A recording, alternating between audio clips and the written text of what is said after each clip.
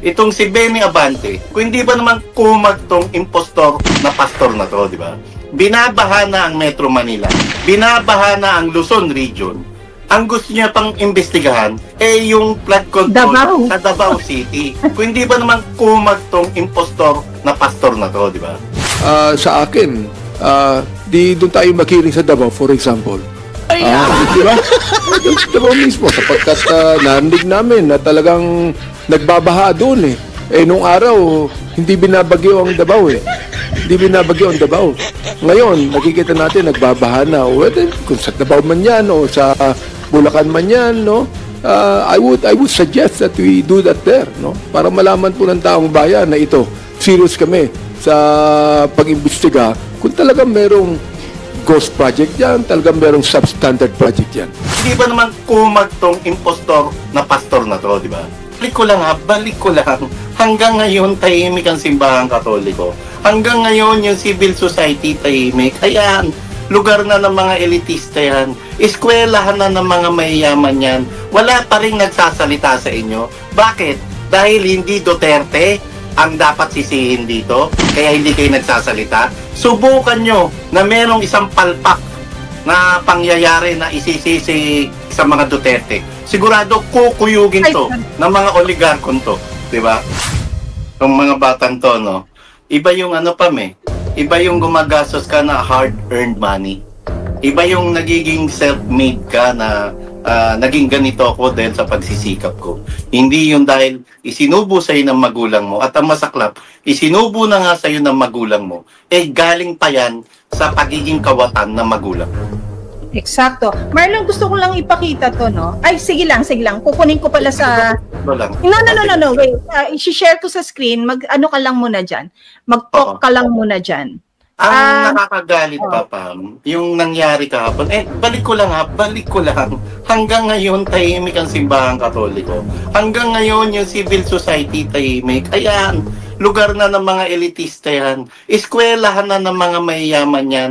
Wala pa rin nagsasalita sa inyo. Bakit? Dahil hindi Duterte ang dapat sisihin dito, kaya hindi kayo nagsasalita. Subukan nyo na merong isang palpak na pangyayari na isisisi sa mga Duterte. Sigurado kukuyugin to ng mga oligarkon to, 'di ba? Ang masaklap pa, Pam, ang nakakainis pa, itong si Benny Abante, binabaha na ang Metro Manila, binabaha na ang Luzon Region. Ang gusto niya pang imbestigahan yung flood control sa Davao City. Kung hindi ba naman kumag tong impostor na pastor na to, 'di ba? Ayun nga, nakakagalit, Marlon. Talagang yung deflection na ginagawa nila is really to save face or to save them from being exposed. Dahil wala nang kawala. Ikaw ba sa tingin mo, nakikita mo, merong pagkawala yung mga yan? Wala na, Pam. Wala na. Diba? Wala na. Yung mga nabiktima ng baha kahapon sa Quezon City, tanga at manhid na lang sila kung hindi sila magmumura sa gobyerno to. Dahil alam na ng sambayan ng Pilipino na 1.4 billion pesos ang pondo para sa flood control projects. At sa kabila ng ganyang kalaking pondo, ang inilalaan araw-araw, ito ang nagiging resulta. Ito ang resulta kasi walang tunay na flood control na ginagawa, kundi ang tunay ay pagnanakaw na ginagawa mula sa pondo ng flood control. Tingnan mo to, Marlon, ha? Pakita lang natin to.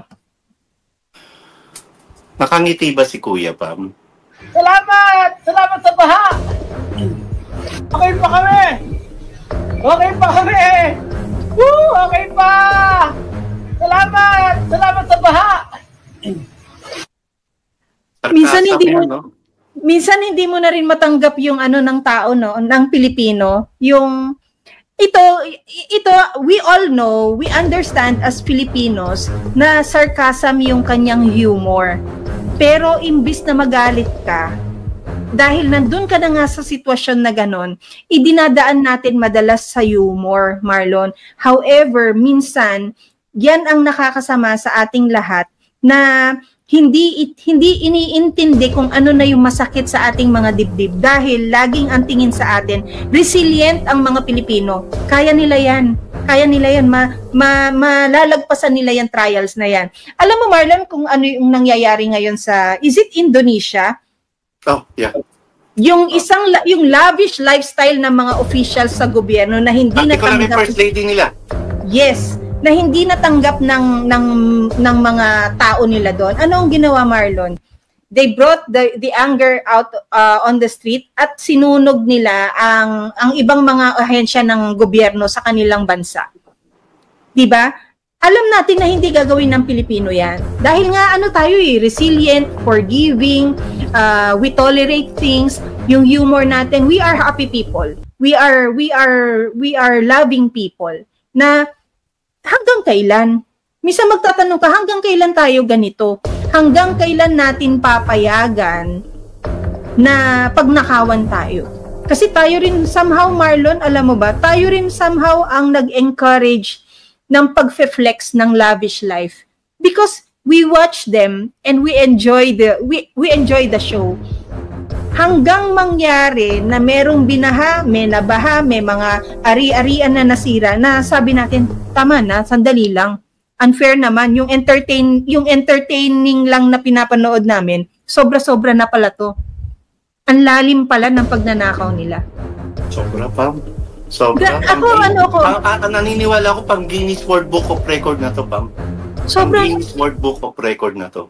Alam mo, tapos ang masaklap pa, Pamela, meron tayong presidente na parang siya pa ang bayani ngayon. Parang siya pa ang hero ngayon. Dahil pinapaimbestigahan niya na ang dami rin nating mga kababayan na mga nabubulag at naniniwala pa rin sa kanya na dapat unang-una nating sisingilin dito ay walang iba kundi si Marcos Jr. Si Marcos Jr. na siyang unang nagyabang na meron siyang 5,500 flood control projects. Si Marcos Jr. na siyang nagsalita na kaya na bumaha, na-overwhelm lang yung mga proyekto. Tapos ngayon, dahil nakita na niya na hindi niya kayang pigilan ang ginagawang binibigay na pagsubok ng inang kalikasan, saka siya ngayon kakambyo.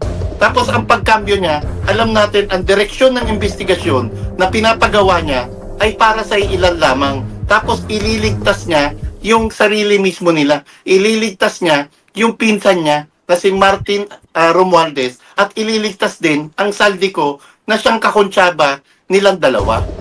Oy Marlon ha, yung whereabouts ni Zaldico walang nakakaalam kung nasaan.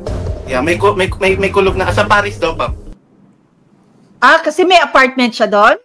Tanong yan. Daw, kaya nga may daw eh. Kaya may daw. Baka may naman, na rito, Pamela. Baka naman galing sa Cayman Islands. Grabe, no? Kung saan ang mga pera ay hindi natitrace, di ba? Kung saan ang mga ill-gotten wealth ay dead malang. Para magsubi, para magtabi, we don't know. And what are you doing in Paris? Correct. Na ang session already started ilang months ago na, Marlon, di ba? Started already. Tapos, what? Nasaan ka since then? When did you leave the country? What business do you have there? Pam, tingnan mo anong klaseng liderato meron sa Kamara ang Martin Romualdez. Naglabas na ang DOJ para sa lookout bulletin kay Gretchen Barreto, kay Atong Ang, at sa iba pang mga sinasabing sangkot sa 38 missing Sabongeros, no. Tapos ang DPWH naglabas din ng kanilang memo na bawal lumabas ng bansa ang sino mang mga DPWH official para maging available sila. Pero ang House of Representatives wala nang ginagawang aksyon para ilabas yung hinahanap na small committee report ni Congressman Toby Chanco para ilabas yung BICAM report ng mga blanco na naunang ibinunyag nung nakaraang taon pa ni na Congressman Sid Bungab at Attorney Vic Rodriguez. Tahimik sila ngayon at may gana pa silang magsagawa ng hiwalay nilang investigasyon sa darating namang Martes, September 2. ang kakapal ng muka at talagang hindi tumatalab sa kanila yung salita ni Marcos Jr. na mahiya naman kayo. Kasi kulang na lang sabihin nila Martin Romualdez na ba't kami mahihiya? Ikaw nga Marcos Jr. hindi rin marunong mahiya. Exactly. Paano mo nga naman susundin yung sinasabi niya kung siya nga sobrang kapal ng pagmumukha, 'di ba?